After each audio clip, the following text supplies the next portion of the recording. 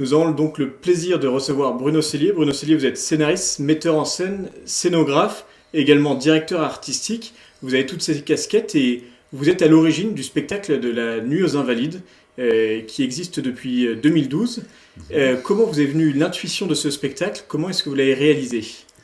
Alors, je ferai la version courte, parce qu'il faut savoir que les Invalides et moi, c'est une longue histoire, puisque, ayant habité avenue de Saxe dans mon enfance, le premier spectacle auquel j'ai assisté, c'était un spectacle dans la cour d'honneur des Invalides, un son-lumière qui a duré d'ailleurs pendant quasiment 25 ans. Je me souviens plus du son que de la lumière, mais ça m'avait profondément marqué.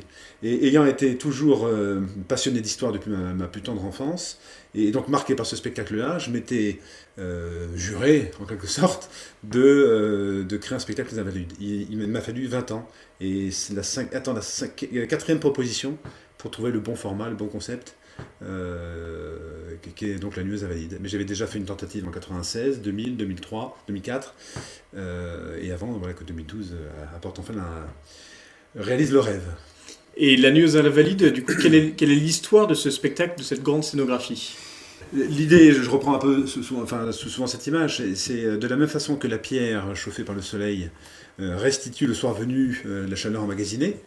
La pierre de la cour d'honneur, la pierre du monument, eh bien pour ceux qui sont attentifs, elle peut restituer l'histoire emmagasinée, l'histoire dont ces pierres ont été les témoins. Et donc l'image permet en quelque sorte de faire venir à la surface ce que la pierre contient. Un peu donc un angle un petit peu fantasmagorique. Et donc oui, il s'avère que l'hôtel des Invalides, c'est l'un des monuments pour moi quand même les plus emblématiques de l'histoire de France, pour un tas de raisons. Alors d'abord, bien sûr, parce qu'il a été fondé par un roi. Ensuite, Napoléon l'a transformé en nécropole. Il y a mis des grands soldats. Et ensuite, la République a mis la touche finale avec le musée de l'armée, cette volonté de transmettre aux jeunes générations l'honneur des armes de France et l'histoire de l'histoire militaire de la France. Donc nécropole, c'est noble en soi. Hospice pour les, pour les soldats blessés, là c'est l'intuition de Louis XIV, c'est éminemment recommandable. Et la dimension pédagogique extraordinaire. Donc ces trois dimensions font du monument qui a traversé tous les régimes un monument d'unité extraordinaire pour la France d'aujourd'hui. Ça c'est le premier point. Le deuxième point aussi, c'est son emplacement. Parce que figurez-vous qu'à quelques mètres, il n'y a pas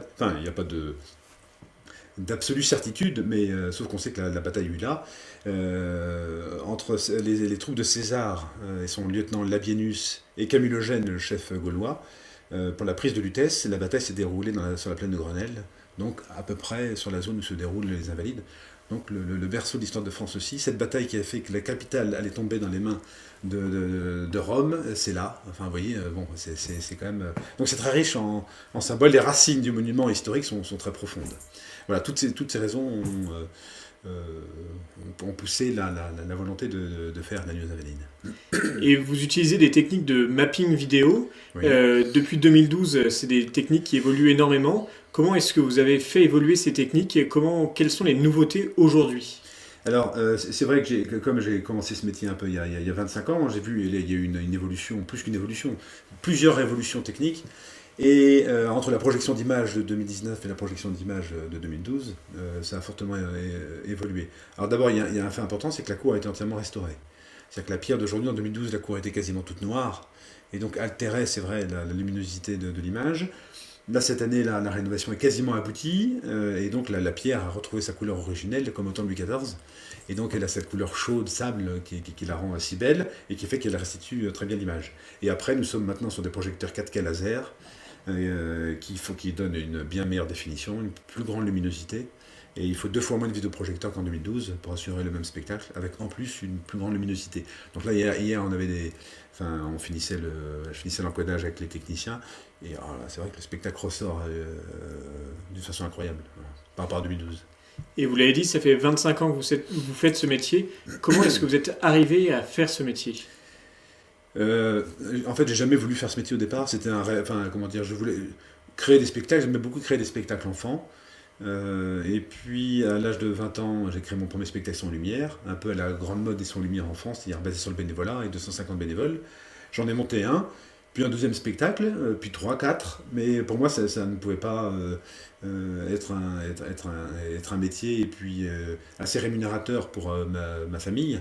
Donc à côté, j'ai fait d'autres métiers, mais en continuant à créer des spectacles par passion. Et puis au bout de plusieurs dizaines, j'ai fini par m'interroger, ouais, est-ce que c'est pas là maintenant quand même que je suis attendu, que je dois poursuivre, et d'où après donc la création d'Amaclio avec mes associés, pour vraiment et moi, me dédier totalement et pleinement au métier de scénariste metteur en scène. Voilà, et donc ça s'est imposé comme ça, à force. Au bout d'un certain temps, je me suis dit, bon, écoute, voilà, quasiment 40 spectacles, peut-être fait pour ça quand même maintenant. Et donc j'ai fini par accepter, oui, ce talent, enfin, cette possibilité de vivre de ce talent.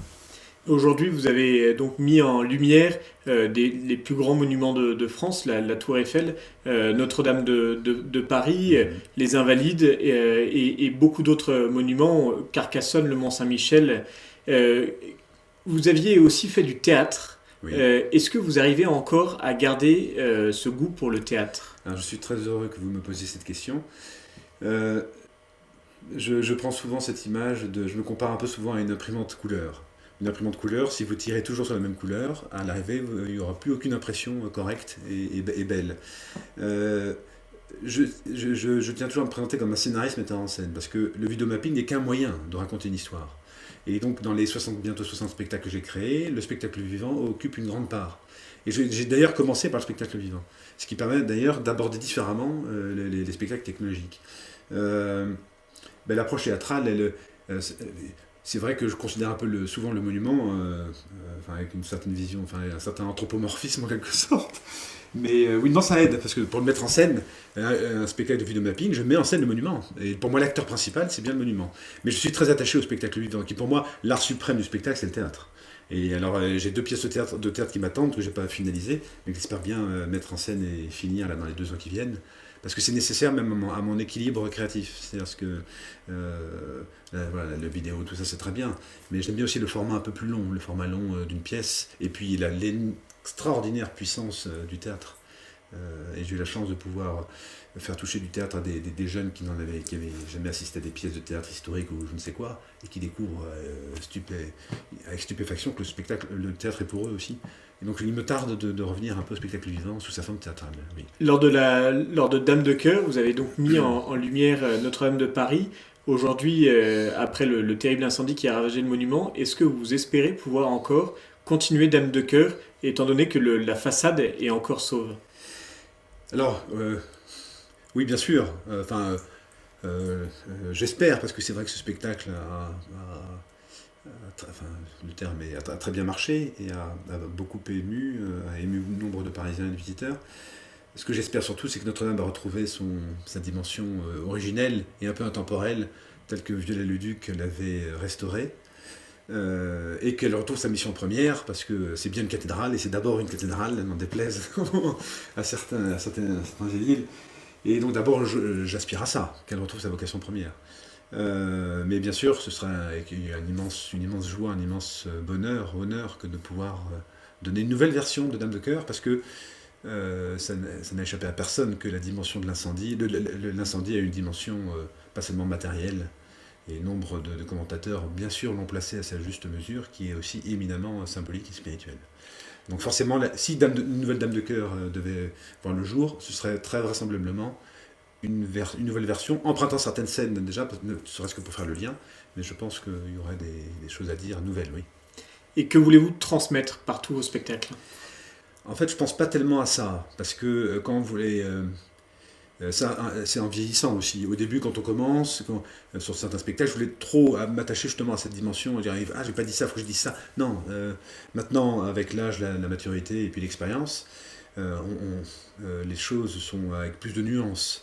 L'idée vraiment, c'est d'ouvrir une fenêtre. C'est-à-dire que c'est vrai que l'avantage des spectacles, notamment lorsqu'ils mettent en branle des technologies très novatrices et très impressionnantes, ça permet à un public un public profane, enfin peu connaisseur du monument ou du sujet, de s'intéresser, de venir voir. Et c'est ça, j'ai envie de découvrir. Et donc il rentre dans Notre-Dame, ou alors il creuse l'histoire. Moi j'ai juste envie d'ouvrir une fenêtre. Connaissez-vous? Ah oui, vous ne connaissez pas. Cherchez, entrez, découvrez, creusez. Moi c'est juste ça, rallumer une lumière éteinte, souvent. Et j'ai la faiblesse de croire maintenant, pour avoir croisé beaucoup de personnes qui ont vu certains de mes vieux spectacles, que oui, ça marche. C'est vraiment moi, je suis vraiment un passeur d'histoire. C'est vraiment Je permets de mettre par la lumière, ou quand c'est la technologie, amener à la surface des choses un peu cachées, ou que un bâtiment de jour ne transmet pas comme ça, de prime abord, mais voilà, pour créer une envie, une attente, une soif chez le spectateur. Et pour ceux qui veulent aller voir votre spectacle de la Nuit aux Invalides, quelles sont les dates auxquelles ils pourront aller voir le monument illuminé? Alors, donc à partir du 12, là, tous les soirs, enfin les mercredis, jeudis, vendredis, samedi soir, jusqu'à la fin août. Alors il y a la possibilité d'acheter des billets sur place, ou alors sur une plateforme internet, en tapant la Nuit aux Invalides. Enfin, mais donc il y a une cinquantaine de soirées, donc il y a le temps encore, mais il faut pas tarder. Parce que cette version-là, enfin c'est cette un peu nouvelle version et à la fois ancienne, c'est peut-être la dernière fois qu'elle voit le jour encore. Et je pense qu'il vaut le coup d'œil, surtout avec ce qu'on disait en propos liminaire, avec ce coup de jeune, là, elle mérite d'être vue, oui, je pense. Mais donc là, il y a encore un mois et demi pour la voir, cette version.